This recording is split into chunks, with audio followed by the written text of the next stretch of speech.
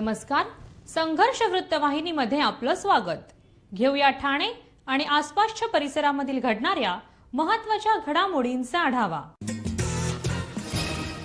ठाण्यात फडणवीसांच्या हस्ते रामायण महोत्सवाचं उद्घाटन संपन्न. सुशासन, पारदर्शिता, समान संधी आणि वसुधैव कुटुंबकम याचा एकत्रित विचार म्हणजे रामराज्य. मोदींनी दहशतवादमुक्त भारत, गरिबीमुक्त, परिवारवादमुक्त भारत, महिलांचा सन्मान करणारा भारत, आत्मनिर्भर भारत, एक भारत, श्रेष्ठ भारत या सगळ्या रामराज्याच्या संकल्पना पंतप्रधान मोदींनी मांडल्या आहेत. दहशतवादापासून मुक्तीची सुरुवात प्रभू श्रीरामांनी केली. सज्जन शक्तीला त्रास देणाऱ्या राक्षसांचा निपात श्रीरामाने केला. त्याचप्रमाणे भारतातील दुर्जन शक्ती आहेत. खिळखिळ करणाऱ्या शक्ती, दहशतवाद माजवणाऱ्या शक्तींचा निपात होणारच हे मोदी यांनी दाखवून दिले. आज आवश्यकता पडली तर सर्जिकल स्ट्राईक, एअर स्ट्राईक होतो. 370 कलम हटवून दुर्जन शक्तीला सांगितलं जातं, भारताचे तुकडे तुम्हाला करू देणार नाही, असं प्रतिपादन राज्याचे उपमुख्यमंत्री देवेंद्र फडणवीस यांनी ठाण्यात केले. रामराज्याची संकल्पना मांडताना ते म्हणाले की दहशतवादमुक्त राज्य, रामराज्य म्हणजे गरिबांना देखील अधिकार देणारे राज्य, शेवटच्या माणसाचा विचार करणारे राज्य. गावदेवी मैदान येथे सुरू असणाऱ्या रामायण महोत्सवाचं उद्घाटन देवेंद्र फडणवीस यांच्या हस्ते झाले. यावेळी कार्यक्रमाला माजी खासदार विनय सहस्त्रबुद्धे, आमदार संजय केळकर, आमदार निरंजन डावखरे, भाजप ठाणे अध्यक्ष संजय वागुले, कार्यक्रमाचे आयोजक सुजय पत्की आणि ठाणेकर नागरिक बंधू भगिनी मोठ्या संख्येने उपस्थित होते. पहिल्यांदा आपण मांडतो असं नाहीये. तर आपण बघितलं तर तुकाराम महाराज म्हणतात, झाले रामराज्य काय उणे आम्हासी, झाले रामराज्य काय उणे आम्हासी, धरणी धरी पीक गाई ओल्या म्हैसी, राम वेळोवेळा आम्ही गाव उभिये, तळिता कांडिता जेविता ग बाईये, स्वप्नीही दुःख कोणी न देखे डोळा, नामाच्या गजरे भय सुटले कळी काळा, तुका म्हणे रामसुख दिले आपुले, नव्या तया गर्भवासी येणे जाणे कुंतिले. त्यामुळे रामराज्याची संकल्पना ही तुकाराम महाराजांनी देखील मांडली की रामराज्य काय आहे हे तुकाराम महाराजांनी सांगितलं. आपल्याला कल्पना आहे की महात्मा गांधींनी देखील सातत्याने रामराज्याची संकल्पना मांडली होती.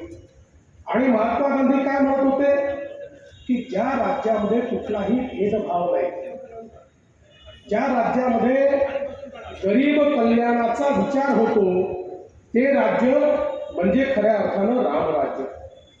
आणि म्हणूनच रामराज्य म्हणजे नेमकं काय? सुशासन, पारदर्शिता, समान संधी आणि वसुधैव कुटुंबकम याचा एकत्रित विचार म्हणजे रामराज्य. सर्व नागरिकांना आवाहन करण्यात येत आहे की सध्या डासांमार्फत पसरणाऱ्या डेंग्यू या आजाराचा प्रसार रोखण्यासाठी प्रत्येकाने पुढील प्रमाणे कार्यवाही करावी. डेंग्यू आजार एडिस इजिप्ती हा डास चावल्याने होतो. या डासांची पैदास साचलेल्या किंवा साचवलेल्या स्वच्छ पाण्यामध्ये होते. 8 दिवसांपेक्षा जास्त दिवस पाणी उघडे व साचून राहिल्यास त्यात डास अंडी घालतात. अंड्यांच्या अळ्या तयार होऊन पुढे डास तयार होतात. यासाठी आपल्या घरातील पाणी साठे, उदाहरणार्थ बॅरल्स, पिंपे, टाक्या, हौद, रांजणे इत्यादी दर आठवड्याला रिकामे करून घासून पुसून कोरडे करून पुन्हा भरावे. 1 दिवस कोरडा दिवस म्हणून पाळावा. पाणी साठ्यांना घट्ट झाकणे बसवावीत किंवा जुनी साडी, चादर, धोतर यांनी बांधून झाकून ठेवावीत, म्हणजे डास त्यात जाऊन अंडी घालणार नाहीत. घराच्या गच्चीवर, आजूबाजूला, अंगणात कोठेही पाणी साचू देऊ नये. भंगार सामान उघड्यावर टाकू नये, उदाहरणार्थ टायर्स, प्लास्टिक सामान, कुंड्या, टाकाऊ वस्तू इत्यादी. अशा सामानात पावसाचे पाणी साठून त्यात डेंग्यूच्या डासांची पैदास होते. घरातील कूलर्स, फ्रीजच्या पाठीमागील ट्रे हे देखील वेळोवेळी कोरडे करावेत. लक्षात ठेवा, नुसत्या फवारणीने डास घनता कमी होत नाही, तर त्यासाठी डास पैदास ठिकाणे नष्ट करणे ही आपल्या सर्वांची जबाबदारी आहे. कोणताही ताप अंगावर न काढता जवळच्या शासकीय रुग्णालयात मोफत औषधोपचार घ्या. अशा प्रकारे नागरिकांनी सहकार्य केल्यास डेंग्यूचा प्रसार रोखणे सहज शक्य आहे.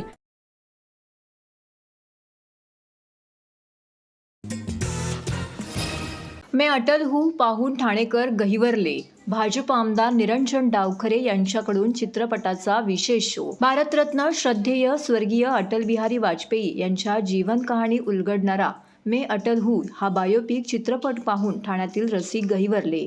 अटल बिहारी वाजपेयींचा संघर्षापासून पंतप्रधान पदापर्यंतचा झालेला प्रवास आणि त्यांची देश व जनतेप्रती समर्पित भावना पाहून अनेकांच्या डोळ्यात आसवे आली. माजी पंतप्रधान अटल बिहारी वाजपेयी यांच्या जीवनावर मैं अटल हूँ हा बायोपिक प्रदर्शित झाला. नव्या पिढीला हा बायोपिक पाहून स्वर्गीय अटलजीपासून प्रेरणा घेता येतील या उद्देशाने आमदार निरंजन डावखरे यांच्या वतीने ठाण्यातील 3 हात नाका येथील मूव्ही मॅक्स चित्रपटगृहामध्ये नागरिकांसाठी मोफत शोचं आयोजन करण्यात आलं होतं. त्याला नागरिकांचा उत्स्फूर्त असा प्रतिसाद मिळाला. चित्रपटगृह पूर्णपणे भरल्यामुळे अनेक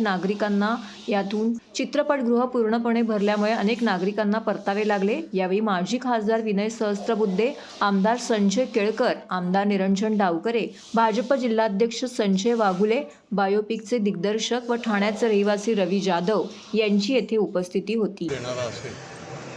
खऱ्या अर्थाने अटल बिहारींचं पूर्ण आयुष्य जे आहे ते ज्याला म्हणता येईल आदर्श आयुष्य, आदर्श लोकप्रतिनिधीसारखं काम, आदर्श प्रधानमंत्रीसारखं काम आणि अटलजींचं सगळं अष्टपैलू जे नेतृत्व आहे, कवी हृदयाचे अटलजी हे देखील या चित्रपटाच्या माध्यमातून लोकांसमोर येत आहे. मला आनंद वाटतो की पुढच्या अनेक पिढ्यांना सामाजिक आणि राजकीय क्षेत्रामध्ये कशा पद्धतीने काम केलं गेलं पाहिजे, कसं नेतृत्व असायला पाहिजे, कसं वक्तृत्व असायला पाहिजे, कशा प्रकारची संस्कृती जोपासायला हवी, ते खऱ्या अर्थाने अटलजींच्या या चित्रपटाच्या माध्यमातून आपल्याला मैं अटल हूँ हा जो चित्रपट आहे आणि त्याच्यासाठी आत्तापर्यंत असलेला प्रतिसाद, त्याची वर्तमानपत्रात होत असलेली चर्चा, हे सगळं बघितलं तर लक्षात येतं की मैं अढळ हूँ असं अटलजींचं स्थान आहे. आणि विशेषतः महाराष्ट्राशी त्यांचं वेगळं नातं आहे. त्यांना मराठी भाषाही येत होती आणि अटलजींच्या कार्यकर्तृत्वाचे जे सगळे पैलू आहेत ते ज्येष्ठ नेते म्हणून देशाचे, त्याचबरोबर पंतप्रधान म्हणून असलेली त्यांची कामगिरी, कवी आणि साहित्यकार, एक ज्येष्ठ पत्रकार या नात्याने त्यांनी केलेलं काम, या सगळ्याची एक अमिट छाप भारतीय जनमनावर आहे. आणि मला असं वाटतं की अटलजींवर जेवढं प्रेम लोकांनी केलं आहे अलीकडच्या काळामध्ये, गेल्या 20 वर्षामध्ये अटलजींनी जे जे काम केलं आहे त्याची सगळ्याची आठवण लोकांच्या मनामध्ये नेहमी सदैव ताजी राहिलेली आहे. मैं अटल हूँ हा चित्रपट देशभरात सगळ्याकडे प्रदर्शित होतो आहे आणि या इकडे ठाण्यामध्ये हा आवर्जून भारतीय जनता पार्टीचे कार्यकर्ते आणि त्याचबरोबर युवा जे कार्यकर्ते आहेत किंवा नवतरुण आहेत त्यांच्यापर्यंत अटलजींच्या जीवनाची कहाणी पोचली पाहिजे या दृष्टिकोनाने या चित्रपटाचं आम्ही प्रदर्शन ठेवलेलं आहे. TJSB सौर शक्ती कर्ज, गो ग्रीन, करा वीज बिलावर बचत.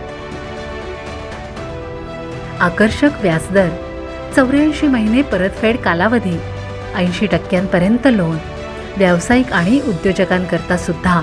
अधिक माहितीसाठी तुमच्या जवळच्या शाखेला भेट द्या किंवा संपर्क साधा 1800-223-466 आणि 1800-266-3466.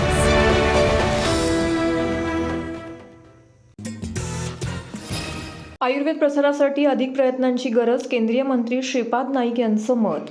विश्वामध्ये अनेक चिकित्सा आहेत, परंतु आयुर्वेद ही पद्धती विशेष आहे. आयुर्वेदासाठी आणखीन प्रयत्न केल्यास जगात आयुर्वेद आपण आणखी पुढे नेऊ शकतो, असं प्रतिपादन केंद्रीय मंत्री श्रीपाद नाईक यांनी व्यक्त केलं.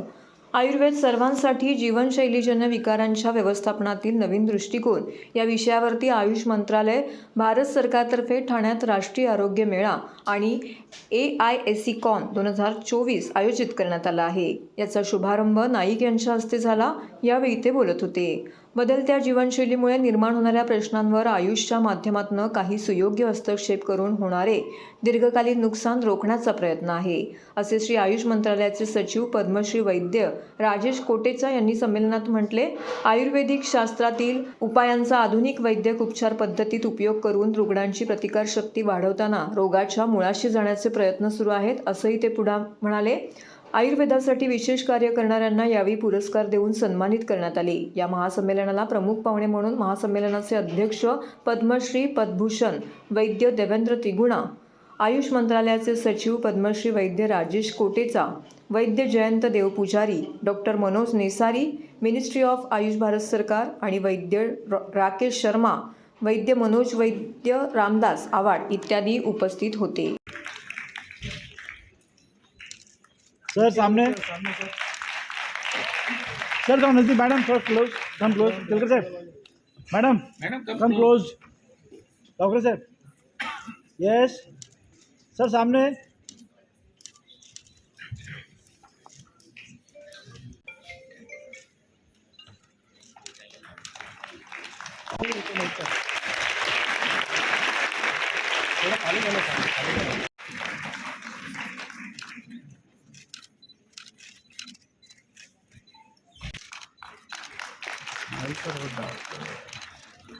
मैडम बाद में लीजिए, मैडम बाद में लीजिए वो. यस महाराज जी.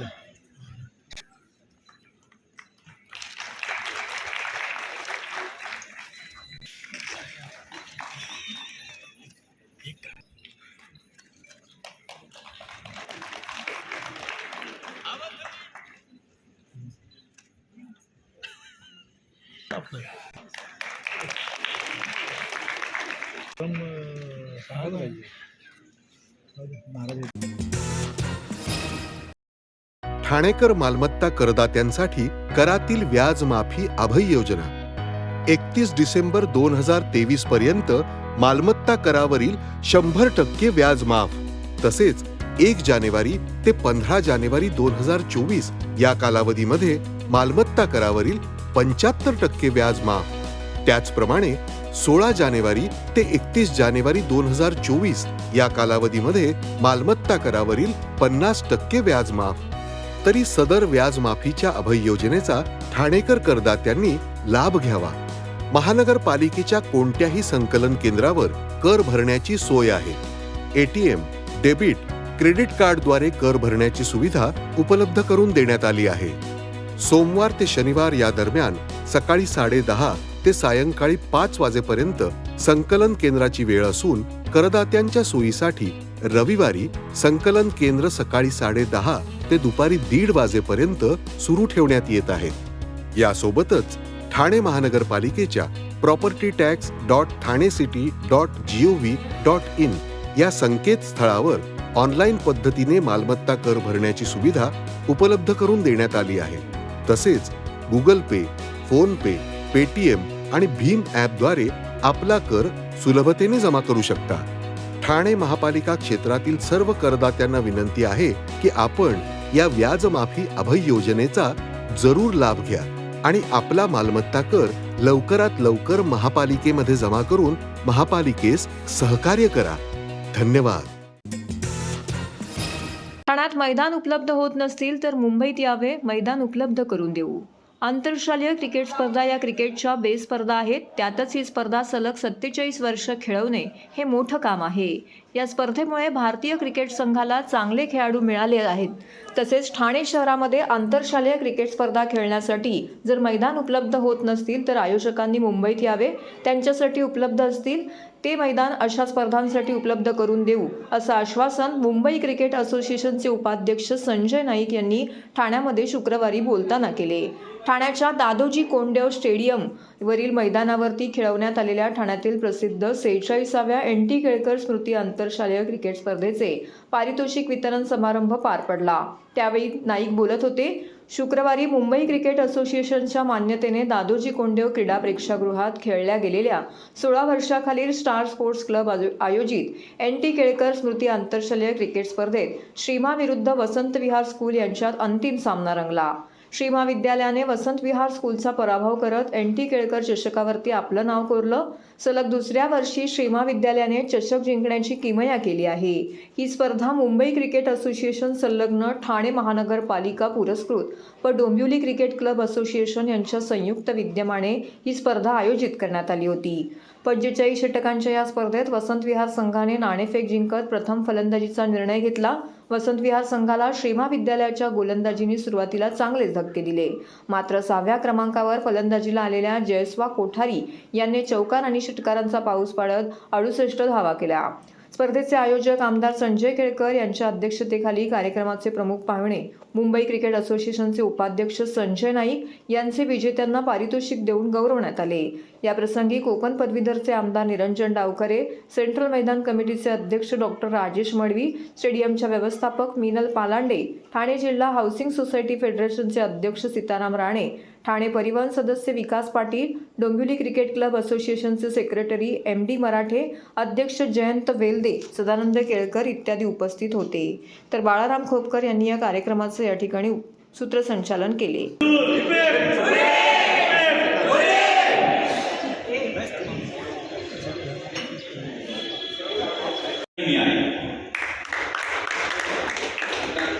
क्रिकेटर, तुम्ही यंग क्रिकेटर इंटर स्कूल जेव्हा खेळता, हा तुमचा बेस असतो.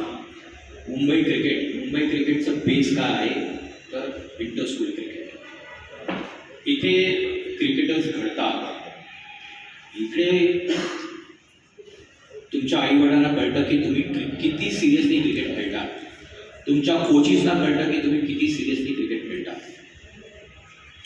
आणि ह्या तुमच्या परफॉर्मन्सवरती एकदा तुम्ही शाळेतून कॉलेजमध्ये जाल तेव्हा आम्ही लास्ट इयर इंटर कॉलेज टुर्नामेंटवर सुरू केली. ह्या वर्षी ती फार मोठ्या स्केलवरती होणार आहे. या तुमच्या परफॉर्मन्सवरती तुम्हाला मुंबई अंडर-14, मुंबई अंडर-16 ह्याच्यासाठी तुमचा परफॉर्मन्स काउंट केला जातो. आणि तुम्हाला ह्याचा क्रेडिट केळकर साहेबांनी त्यांच्या फॅमिलीला द्यायला पाहिजे, कारण त्यांनी 47 वर्ष हे प्लॅटफॉर्म तुम्हाला इथे दिलेला आहे. It's a very big achievement for them.